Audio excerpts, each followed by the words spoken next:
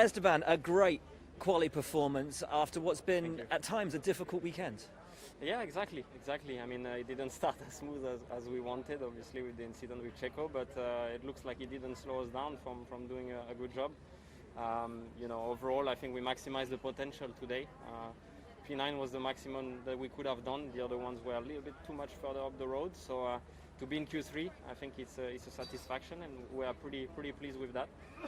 Obviously, it's hard to overtake here, so it is quite important to start in the points already. A lot of fast cars around you, not just in the Q3 selection, but also just behind you in Q2 as well. Is it a case of hanging on for the points tomorrow, or can you fight those around you? I think we will give it everything and fight. In the end, we have nothing to lose. Of course, it's important to score good points, but yeah, there is no need for us to just stay there in our position. Let's see what we can do. Of course, the aim is to get the points tomorrow, but it's a long race here, and we've seen that anything can happen, even if it's tough to overtake. It's been 3 days in a row since we spoke. Day one, your main aim was to really bring it during qualifying, and it seems like you've done today. You happy? Yeah, very pleased overall, especially with Q1.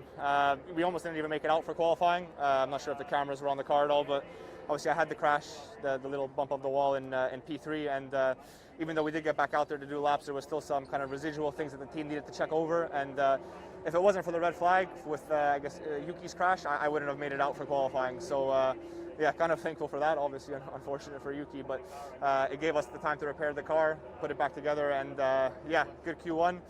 Really pleased with the lap. Q2, a little bit disappointed. I just didn't get the improvement I needed to. Little mistake at the beginning of the lap, but I think, yeah, overall with the result, I'm quite pleased. With the car looking quite competitive, where does that place you in terms of goals for tomorrow?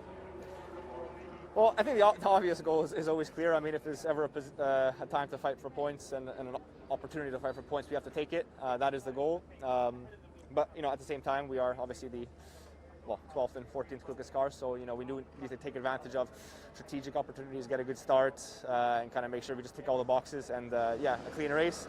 I'm expecting it to feel nice in race trim. It is notoriously a difficult track to overtake though, so yeah, fingers crossed for a good one. Antonio, I know you're not going to be happy with the results today. We heard you on the radio as well, not happy with other drivers out on track. Talk us through your session. Yeah, it's quite clear. We respect each other on this, starting the lap, and he didn't respect. This is really not correct for a qualifying lap, and yeah, I didn't make my last lap, so yeah, difficult to say. Have you had a word with him already? Have you seen him after the session? Will you want to? Not yet. Not yet. Okay, for the race tomorrow, the car pace looks better than the result would suggest in qualifying. Are you optimistic for points? Yeah, yesterday we were quite happy with the pace of our car, but it's difficult to overtake here, so we'll see what we can do in the first lap, but will be a hard race. Smile on your face underneath that mask? Yes, I think ahead of the weekend I thought Q3 was maybe possible this weekend. After all of the practice sessions, I thought absolutely no way, and I'll be doing good to get out of Q1. I was just struggling. I don't know why. The car felt good, but I was just off the pace, and Nicholas was driving really well, and it's been fast every single session, but we managed to do a really good job in Q2 when it mattered. So got a bit to review to try and understand why I was off the pace before quali, but I think we're in a good place for tomorrow. Absolutely. Yesterday you was talking about how Nicholas doing so well kind of gave you a rocket to push on.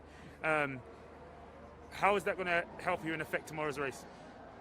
Well, I think we've made changes that have improved the car, improved the straight line speed, which will help us in a race situation.